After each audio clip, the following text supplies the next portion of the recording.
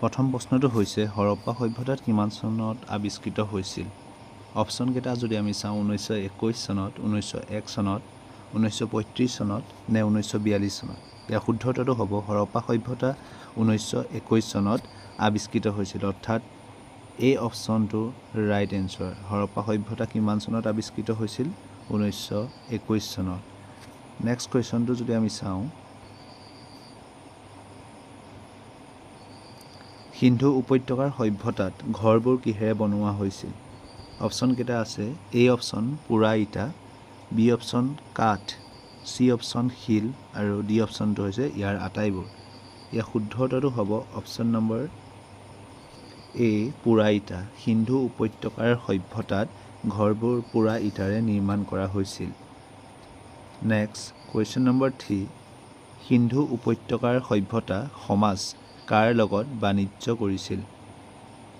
option A Mesopotamia B চীন C Rome আৰু D হৈছে গ্ৰীক ইয়াৰ শুদ্ধ উত্তৰটো হ'ব অপশ্যন নম্বৰ এ মেছোপটেমিয়াত সিন্ধু উপত্যকাৰ সভ্যতাৰ লোকসকলে সমাজৰ লোকসকলে বাণিজ্য কৰিছিল কাৰ সৈতে মেছোপটেমিয়াৰ সৈতে কুৱেশ্যন নম্বৰ 4 সিন্ধু উপত্যকাৰ সভ্যতা কিহত বিখ্যাত আছিল অপশ্যন এ নগৰ পৰিকল্পনা বি অপশ্যনটো হৈছে স্থাপত্যবিদ্যা চি শিল্প নৈপুণ্য এণ্ড ডি ওপৰৰ এটাও নহয় ইয়াৰ অপশ্যনটো হ'ব এ ৰাইট এনচাৰ নগৰ পৰিকল্পনা সিন্ধু উপত্যকাৰ সভ্যতা নগৰ পৰিকল্পনাৰ সৈতে বা নগৰ পৰিকল্পনাৰ কাৰণে বিখ্যাত আছিল নেক্সট কুৱেশ্যনটো হৈছে সিন্ধু উপত্যকাৰ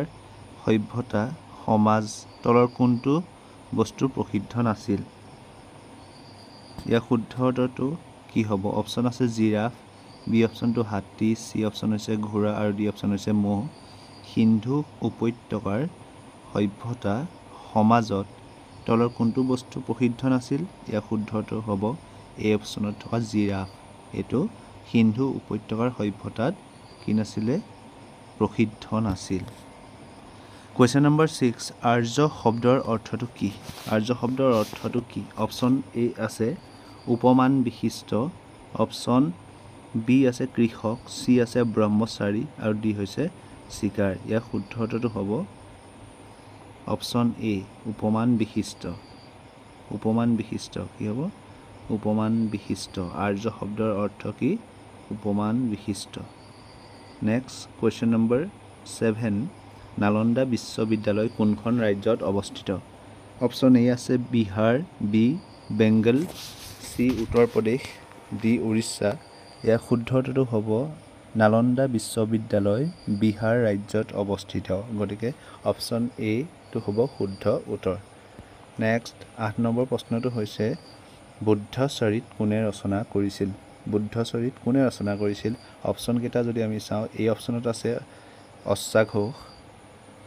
বি অপশ্যনত আছে নাগাৰ্জুন চি অপশ্যনত আছে নাগাসেন আৰু ডি অপশ্যনত আছে বাসুমিত্ৰ ইয়াৰ বুদ্ধচৰিত কোনে ৰচনা কৰিছিল শুদ্ধ উত্তৰটো হ'ব অশ্বাঘোষ অৰ্থাৎ option A is the right answer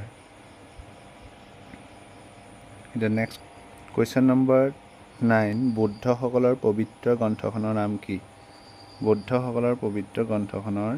নাম কি বেদ উপনিষদ ত্ৰিপিটক নে ইয়াৰ এটাও নহয় ইয়াৰ শুদ্ধ উত্তৰটো কমেণ্ট বক্সত জনাব ঠিক আছে বুদ্ধসকলৰ পবিত্ৰ গ্ৰন্থখনৰ নাম কি হয় বেদ হয়নে উপনিষদ ত্ৰিপিটক নে ইয়াৰ এটাও নহয়